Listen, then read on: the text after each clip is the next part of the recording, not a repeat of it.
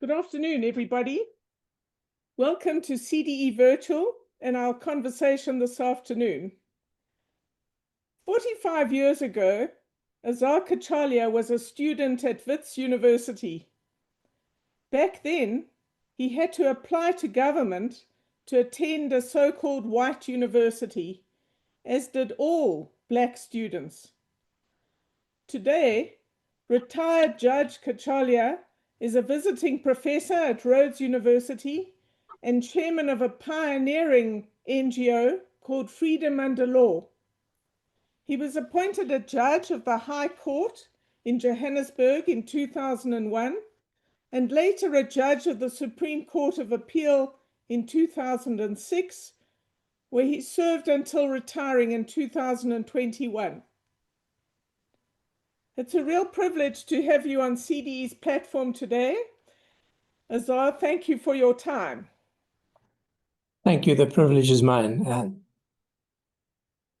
you come from a well-known family in the struggle against apartheid. I thought we could start with what I like to call station identification. So, briefly, can you tell us about your parents and their contribution, and then move on to your personal involvement in protest, your detention by the apartheid government, and in helping to build and play a leadership role in the UDF? Well, it's a broad question, but I'll try and be as brief as possible.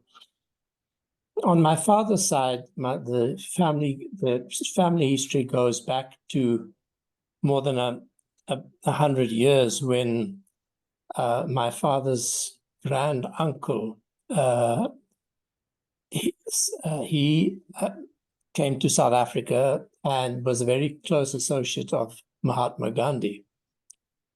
His sons were Yusuf and Maulvi Cachalia, and those two individuals became very active in the Congress movement, especially in the 1950s.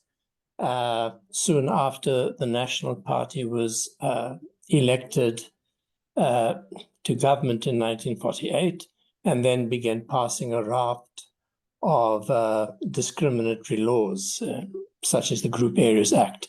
So they became very actively involved in opposition to those laws, as did other members of my family. My father, of course, had to leave the country in about 1954-55 to study medicine in Scotland.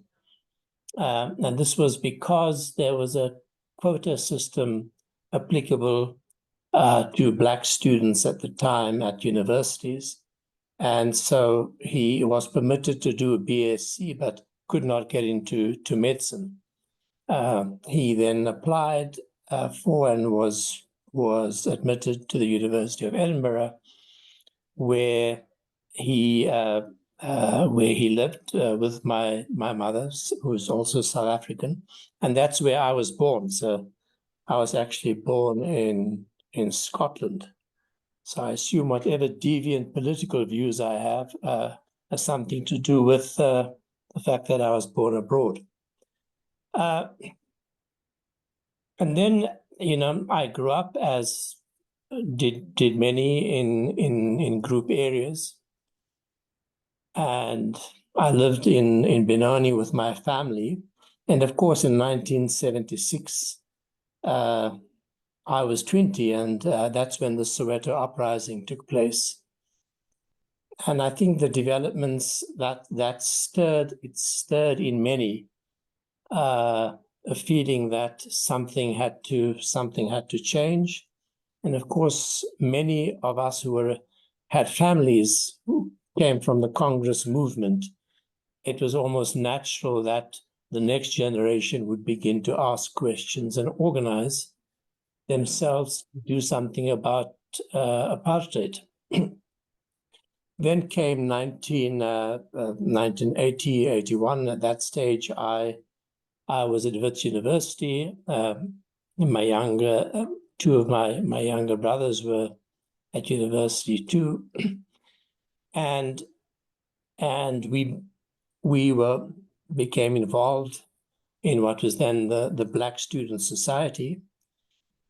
And a year or two later, at the same time, of course, we were also involved in community organization.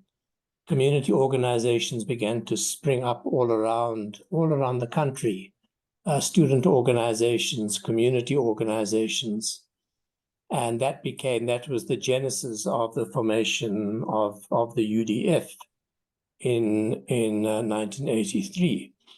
Of course, the UDF was formed precisely because many had come to the conclusion that the apartheid government then was bereft of ideas, and they began a reform strategy which aimed at dividing Indians and coloreds from Africans, of balkanizing African people and moving them into homelands in a way of consolidating white power. That was obviously never going to be a solution to the country's problems. And that was when the UDF was created. And then I'll just end there by saying that resulted in, well, several detentions and bannings, but we can talk about that if you wish to pursue that. Well, thank you for that background. I really want to move to ask you how you see the tussle between what people have called external leaders in the ANC and other movements who came back to South Africa from 1990 onwards, and this very powerful internal movement centered around the UDF. Some people see the internal leaders to have a sort of democratic training forged inside the country, whereas external leaders had a very, very different experience in exile. How do you see this debate and its importance? Well, I think it's important to understand. I mean, the ANC, of course, was driven into exile. So many left the country not through any choice of their own, but they had to leave. So when the ANC was unbanned, there were broadly, I'd say, three strands that constituted the internal liberation movement then. The one was, of course, the mass movement, which was the United Democratic Front and its some 600 affiliates. And of course, in alliance with the United Democratic Front was the trade union movement, the Congress of South African Trade Unions. So that would be broadly the internal mass movement. Then, of course, the exiled ANC, and I think, to be fair, some have used disparaging terms to describe how the ANC operated, but the ANC had to operate in exile in conditions of secrecy. The leaders were under constant threat of assassination, and in fact, some were assassinated in Mozambique, in France. So the ANC worked secretly, and it worked under conditions of command and control. So that was hardly conducive to working in let's call it, in an open and democratic manner. And then, of course, the third strand was what I would call the symbolic leadership, and they were those who'd spent many years in jail, the Mandelas, the Sisulus, Govan Mbeki, Ahmad Kathrada, and others. And so when the ANC was unbanned and the Communist Party and the leaders in jail were unbanned, and then there was the internal leadership, all of whom had very different experiences. Many didn't even know each other personally. They may have heard of one another, but no. So the first complexity was trying to weave these different strands into a coherent movement, and not just a coherent movement, but to develop some kind of policy coherence. And that was, of course, more easily said than done. Mm. Mm. Let me jump to where we are today. The country is not doing well for all sorts of, almost every dimension and in all sorts of ways. Do you think it was inevitable that a country with our history of discrimination and apartheid and all the things you've started to describe, was it inevitable that we would be in the sort of trouble we're in now? Or could it have been different in your view and better? No, I think what was inevitable, that given generations of discrimination, dispossession, underdevelopment, that it was never going to be easy to construct a post-apartheid democratic society. And certainly some of what happened is attributable to a legacy which of course will remain for some years. But I don't believe, and I think it's a cop-out for those who think that what's happened was inevitable. I think that we must have agency in this debate. And really, I think that principally the decision of what's happened in the country now has largely been as a result of I'd say poor political and policy choices that have been made, that a failure to follow up from quite a rich tradition of non-racialism, where we were able to draw the best from all communities and weave ourselves into some sort of a coherent entity. So yes, in short, I think we've made bad policy choices. We can explore some of that later, but that's part of the problem. And if I can illustrate this by just one example, when after the Margaret Thatcher years in Britain, the Labour Party was confronted with some hard decisions because they had a very active, let's call it strong, left-wing trade union movement. The Labour Party had very strong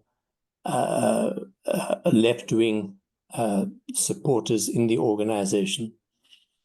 And it became clear to Tony Blair and others that until the Labour Party modernized itself, that it was going to consistently meet failure. And what it then did was, I thought quite clever, was that it occupied, I would call it the center area. And of course, its policies that it then developed were what I would call center-left policies.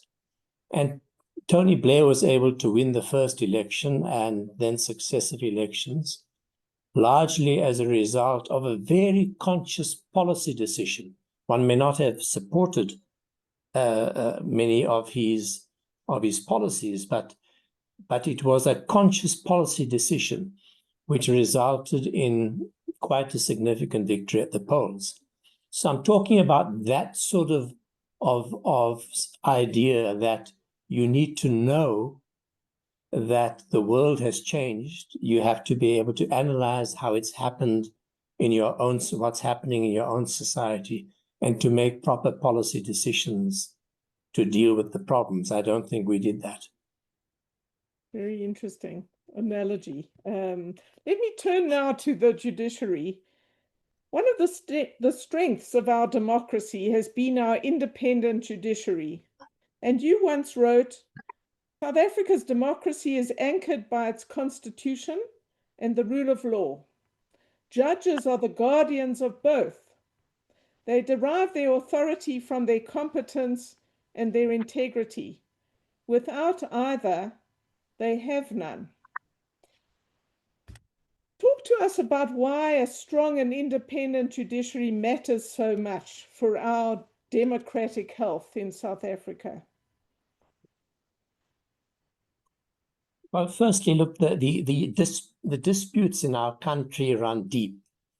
And unless you have independent arbiters, strong independent arbiters and judges to deal with our complex legal disputes,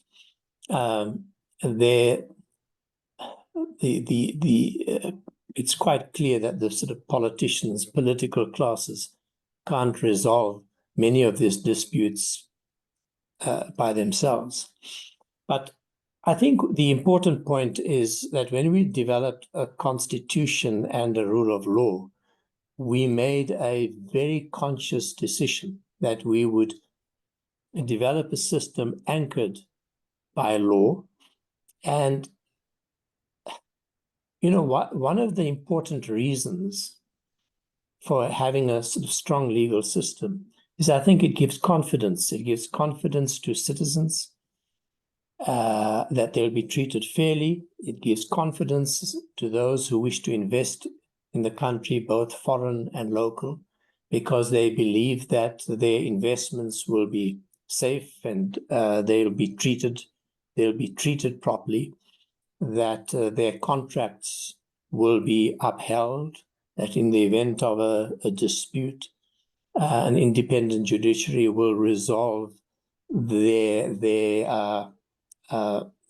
disputes. So that gives confidence. I think there's a lot of evidence which shows globally that countries with strong legal systems generally do better than countries with weak legal systems.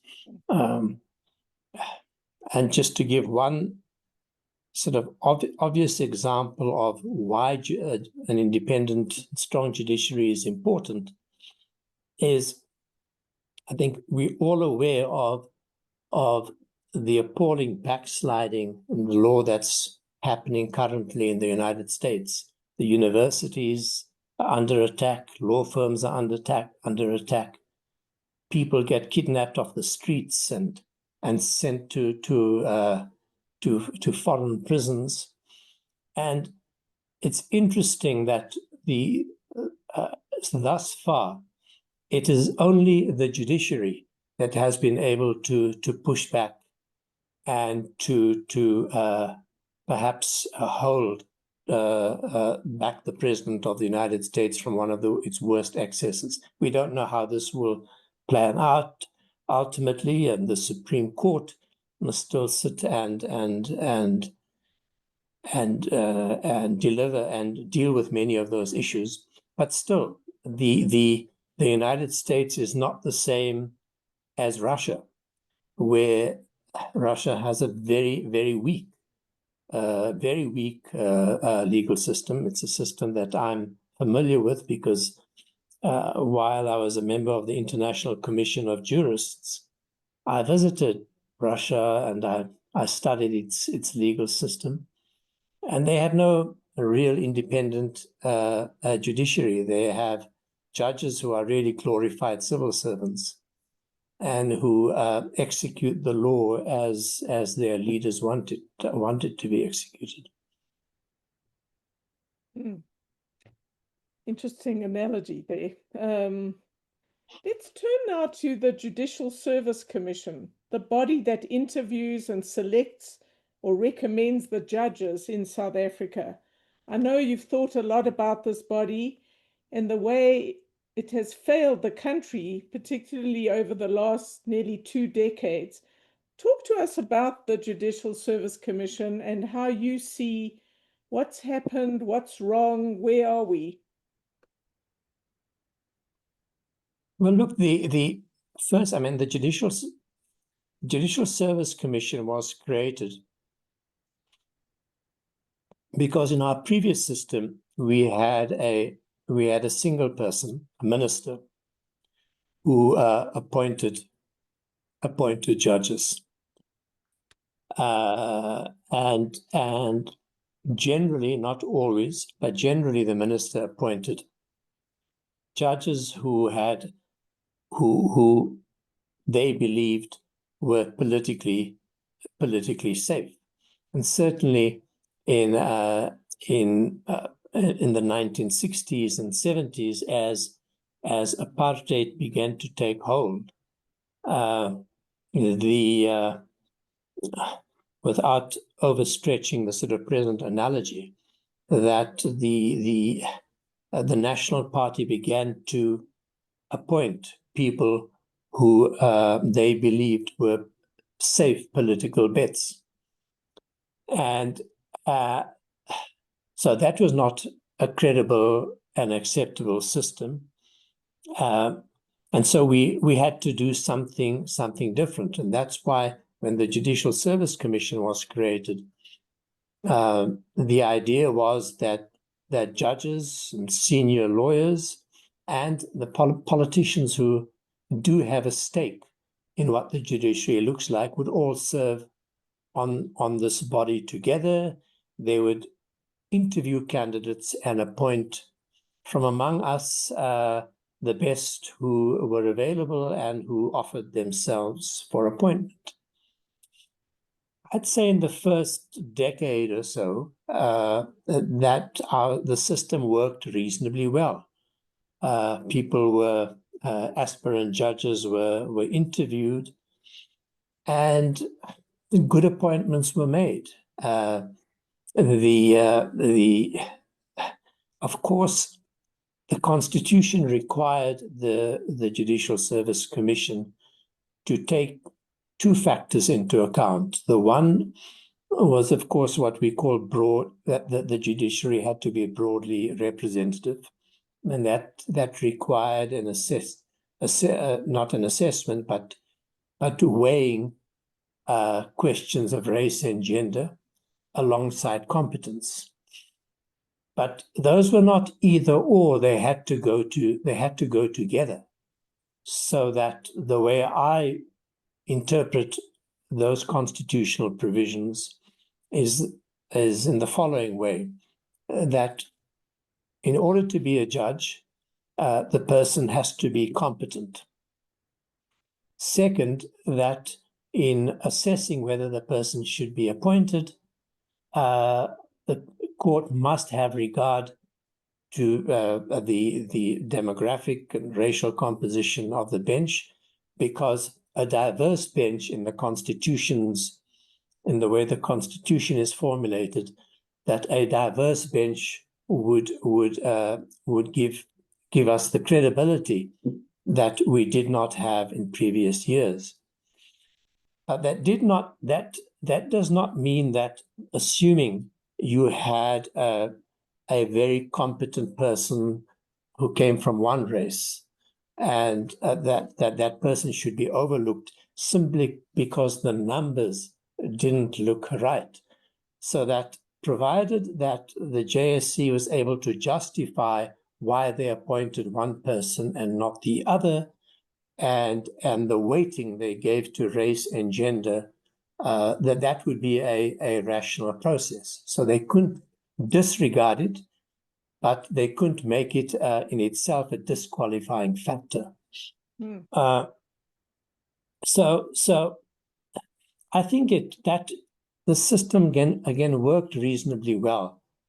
I detected quite a sea change after Zuma was elected head of the ANC and president of the country, because what then happened was that the judiciary became, the JSC became quite politicized, and they very consciously started questioning judges about their political inclinations, What did you do, for example, in the struggle? An entirely irrelevant question. You may have been a great activist. You may be an absolutely hopeless lawyer and an even worse judge. So take that as an example. That's an entirely irrelevant question. I mean, I was asked a really strange question in 2009, and it had to do with sort of what I thought about the National Democratic Revolution. Now, the National Democratic Revolution is really a tired concept that gets used in old ANC documents. Occasionally, it rears its head even today. But why? And that was a minister asking me that question, a newly appointed minister appointed by President Zuma. I mean, what did my views on the National Democratic Revolution have to do at all with my competence or lack of competence as a candidate? So I'd cite those are examples, but many who went through the processes of the JSC felt uncomfortable, felt abused, and felt that they were being disregarded. And in fact, the consequence of that is that many, over the years, many good candidates were overlooked. Others simply refused to apply. And I think that resulted in a, let's call it a diminution in the status and standing of our judiciary. Just to end the point, that in the first decade, I mean, I know that, our judgments were cited in foreign jurisdictions, our constitution was lauded, and our judiciary was respected. I think that our reputation now and our judiciaries is a bit more patchy, I'd say. Let me turn to the members, judges themselves and members of the legal profession. You once said that some judges have acquiesced in the terrible developments in the JSC, and senior lawyers with vested interests have not only watched, but been complicit. What do you mean? And what do you see as the role of the profession? Somebody who grew up under apartheid, I remember a time when all too few, but every now and then you would get members of the profession or the legal bodies speaking out. And we don't seem to have that anymore. How do you see that? Yeah, well, in some ways, this is not rocket science, because I think that people who have a vested interest in a system tend to be quiet. Senior lawyers, many of whom are dependent on getting briefs from the government. Some may even be members of political parties.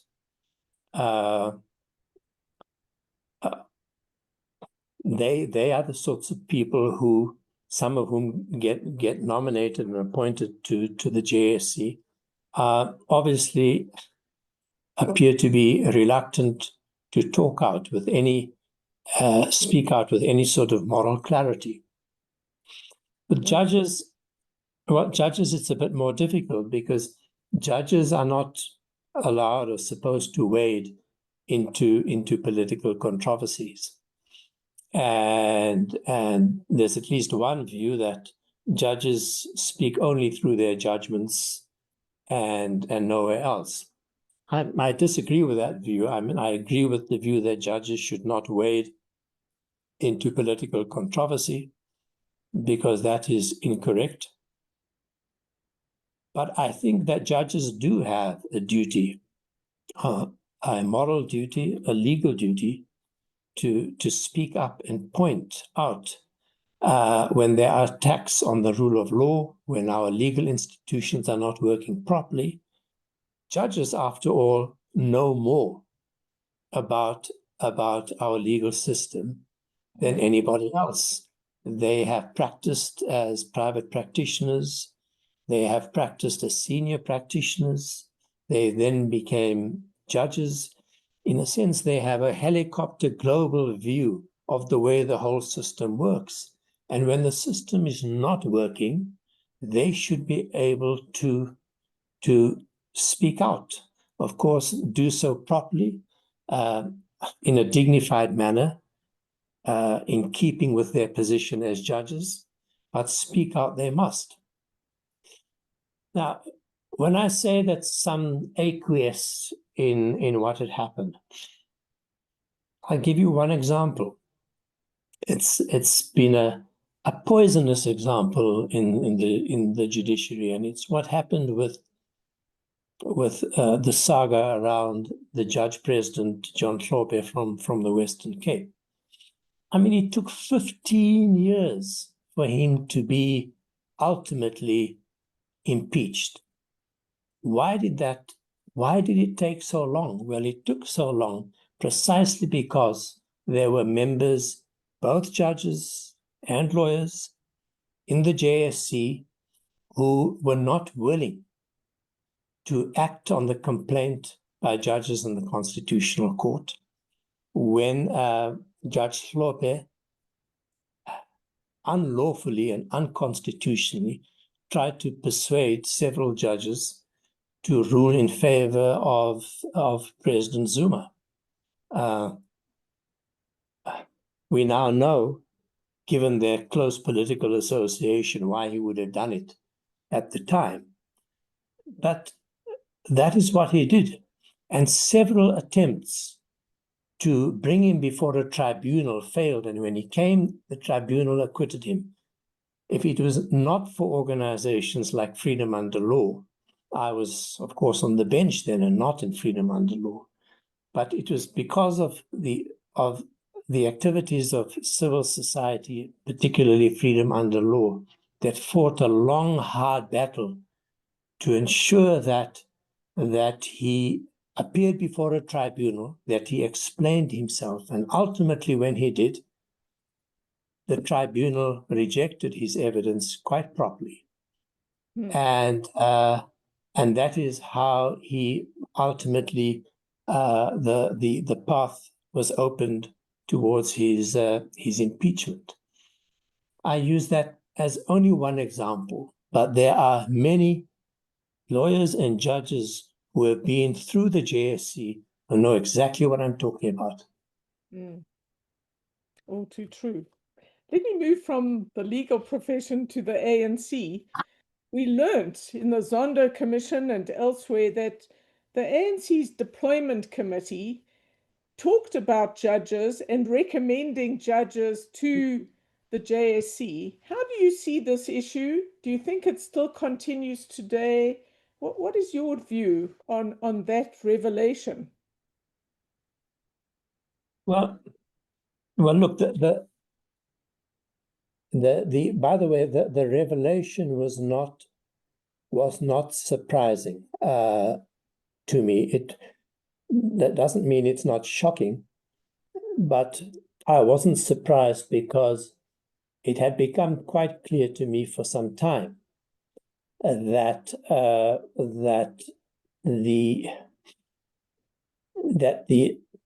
ANC was choosing people or recommending people who they felt would be more compliant. Now, they were not always right in that assessment. I mean, some of the people who they nominated ultimately, I think, became quite good judges. There was an interesting story I remember happened many years ago. I was talking to one of my old ANC comrades, and he said this to me with no hint of irony. He said, Azhar, sometimes we appoint some good comrades to these independent institutions, and after a while, they actually think they're independent. It's and of course, in a way. he was talking, and he was not saying it tongue in cheek. He was actually quite serious. But the point about this is that it is true, I think, when people get appointed as judges, there is a very strong institutional culture in the judiciary to be independent. So if your colleagues have a sense that you are kowtowing to politicians, regardless of their race or political persuasion, I think most judges would look down upon that sort of behavior. So yes, I think when that was exposed, of course, it was shocking. And I must say, it's what was also particularly shocking for me was that one of the drafters of the Constitution was President Ramaphosa. But he actually presided over the deployment committee at a critical time when the ANC would sit and decide who were the judges that they would put forward. And I think his evidence before the Zondo Commission, which was to the effect that what the ANC was doing was merely recommending, and that was their right as a political party, and they weren't doing any more. Well, frankly, that position is not persuasive. It's not persuasive for several reasons. Firstly, because how can a secretive deployment committee who don't have full access to people's CVs, who don't have full access to all the potential candidates, who have very little idea of what the needs of a particular court may be, they sit there and they decide who are their preferred candidates.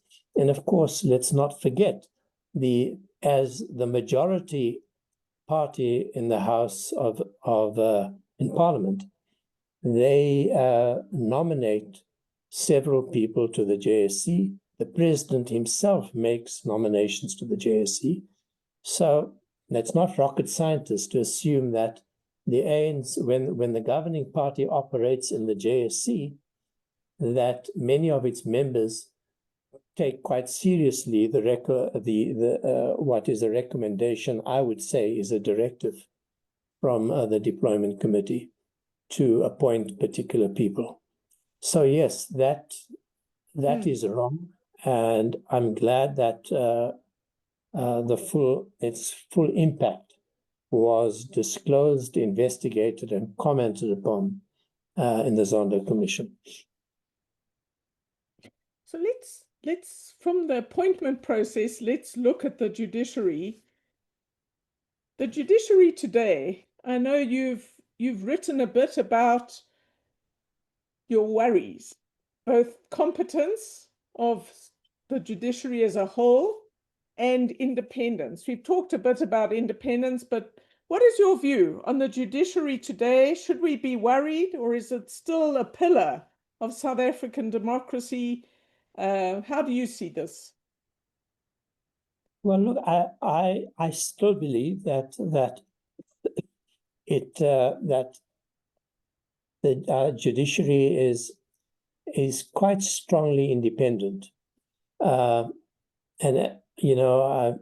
the reference I made to what's happening in the United States at the moment, it's difficult to believe that if a president in South Africa went on an attack against law firms, universities, started kidnapping people from the street and sending them to other countries, that our judiciary would not act clearly and decisively. It's done that. It did that when ex-President Zuma defied the courts. The Constitutional Court ruled with both legal and moral clarity, and appropriately imprisoned him for contempt. So those are all good indications that we remain institution independent. But yes, I mean when judges are appointed, not all judges who have been appointed are strong, have the necessary experience. So one of the threats is when you appoint judges who don't have a deep experience and who are not strong enough, they may sometimes be placed under pressure from some of their other colleagues internally.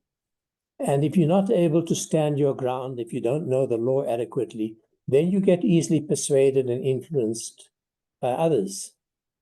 So that weakens a judge's personal independence. If not, that doesn't mean that he or she won't act institutionally independently, but of course you need to be personally independent to support the institution's independence. So that's a point. Then, as far as the competence of the judiciary is concerned, well, that's again more patchy. And we have some really very good judges in all our courts. But we have particular weaknesses. And the one weak area that I've been talking a bit about is in the area of commercial law. Why is commercial law important? It's important because foreign investors, local investors, invest large amounts of money in our economy. It is those institutions who enter into contracts, into complex commercial contracts. It is those institutions who employ people, large numbers of people. So when there are disputes involving complex commercial questions, it is important that those disputes are adjudicated by judges who understand the law, understand commerce, understand the commercial implications of their judgments. And I'm afraid, and I regret to say that certainly in many of our high courts, we don't have that depth of experience. So one of the consequences of that is that increasingly these commercial disputes are referred for private arbitration. And I must say, it is not only the parastatals as well resort to private arbitration. Of course, they don't go to court for several reasons. One is just the reason that I've given, which is a concern about the competence of members of the bench. But there are other difficulties too, and the judge president of Gauteng will tell you that they have a shortage of judges. Insufficient judges have been appointed. So you can sometimes wait for several years before a commercial dispute is resolved. And that's just not satisfactory because a business is in limbo. Often large amounts of their capital are tied up in adjudication. And so unless these disputes are adjudicated expeditiously and competently, there's going to be little confidence in the bench. That is a matter which I think the JSC, Parliament, and business must consider very, very seriously. and take up in a more concerted way. Hmm. Hmm. I want to move on and come back to something you mentioned, but I was really intrigued when I read your thoughts on this, and that's the whole question of race and merit. And in a talk you gave, you explained what you thought the Constitution had said, and what that actually means. And this is such an important issue in the judiciary and beyond the judiciary that I want to just push you a little bit on this. I liked the statement that you made once, that if I or my family appear before a judge, I don't want a judge that looks like me. I want a judge that is fair. And talk to us a bit more about this issue of race and merit in our society and how you think we should be dealing with it in line with the Constitution. Well, look, I think it's, I suppose, given our history, that it's almost inevitable that this is a painful wound that is with us. But frankly, I think that it's not true that race and merit have to be juxtaposed as being in conflict with each other. I think what I said when I was being asked in an interview in the JSC on this question, when I said I don't want a judge that looks like me, I was really pushing back against the sorts of questioning which involves bean counting. How many blacks are there here? How many women are there here? And I think that just debases the whole appointment process. So if they ask you, for example, I'm a potential candidate, and I get thrown a question, what do you think of transformation? All right. So I think transformation is very good. The answer, you pass, you get 9 out of 10. If you begin to qualify that, are you anti-transformation? And then it goes down that whole line. Can he be trusted, or can she be trusted? The fact of the matter is, we are now 30 years down the line. There are, and I can tell you that I arbitrate, I work and come across the best lawyers in the country. They are black and they are white. Interestingly enough, I think many of the best among them, black and white, are not making themselves available for appointment. They have individual reasons. Some perhaps are doing very well financially and don't want to make the jump, and others may not want to go through a process at the JSC. So people have individual reasons, but I think we have now reached a stage where we can intelligently apply the provisions in the Constitution without counting numbers, and we will still have a competent, diverse judiciary. So I really think that those who are pressing the issue in the JSC are frankly over politicizing, are manipulating political passions in the country, and are not doing us a good service. How do you see the state of non-racialism and the spirit of the UDF, if you like, in the country today? Are you worried? Well, I'm sad. I think, look, I'm sad that there's been some backsliding. I don't want to romanticize the UDF as if, everything was perfect then. But yes, when the government then the National Party government tried to divide us through laws and other dubious policies. We actually posited a very different vision, and the vision was that, and it was captured in this pithy slogan of the UDF, which is that the apartheid divides and the UDF unites. And what was quite amazing was that we were actually able to unite people across ethnicities, across race. There were large numbers of white South Africans who began to support the UDF because they saw something different.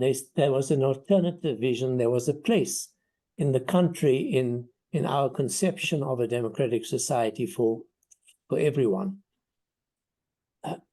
Now, why has there been backsliding? Well, some of the backsliding was probably inevitable because there is a tension, and we must accept that there's a tension between redress on the one hand, other words, undoing decades of racial discrimination and building non-racialism.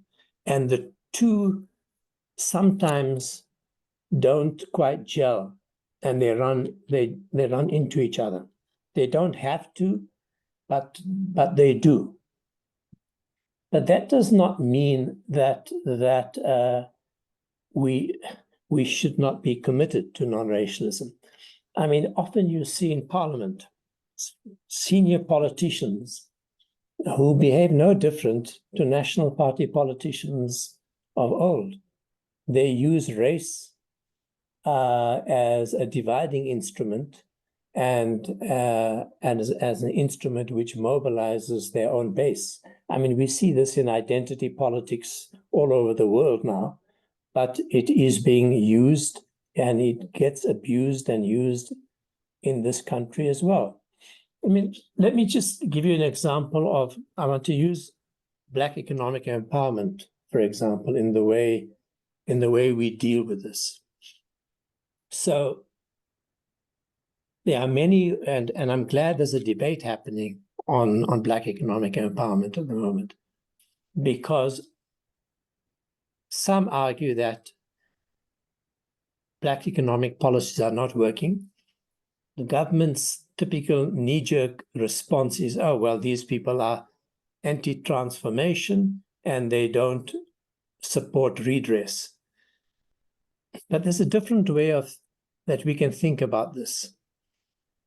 It is quite clear that when Black economic empowerment was initially formulated, the idea was that more Black people had to be drawn into the economy.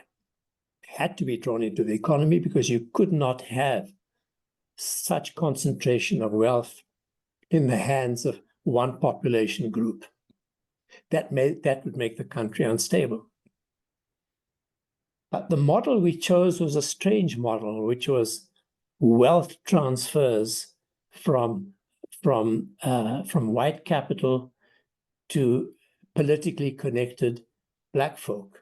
I mean, there's been a study recently, I haven't looked at it, but it estimates that perhaps about R1 trillion has passed through roughly 100 hands. Now, so if the strategy was to deracialize the economy, well, that hasn't happened, because what has happened? We have created wealthy political insiders. The others have been left outside.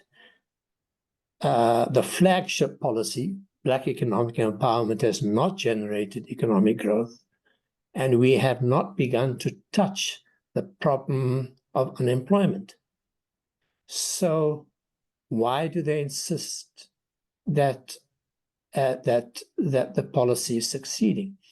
But one of the ways of thinking about this, and this you do this both from a constitutional perspective and a policy perspective, so that constitutionally and even in international law, a redress is accepted as a proper mechanism to advance human rights.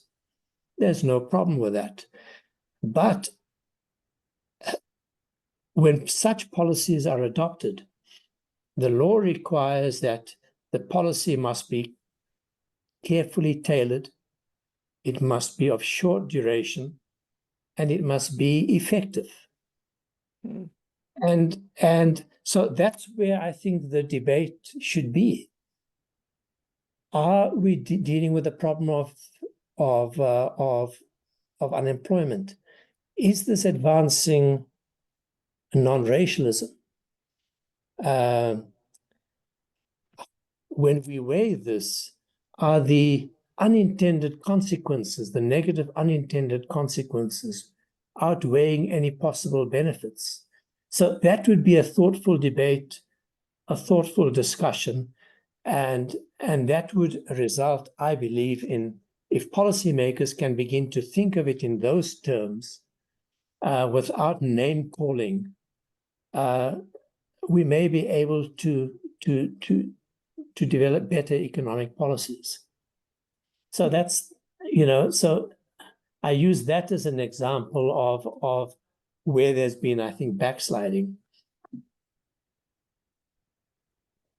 Very thoughtful. We're running out of time, unfortunately, because I had another question to ask, but let me end on this note.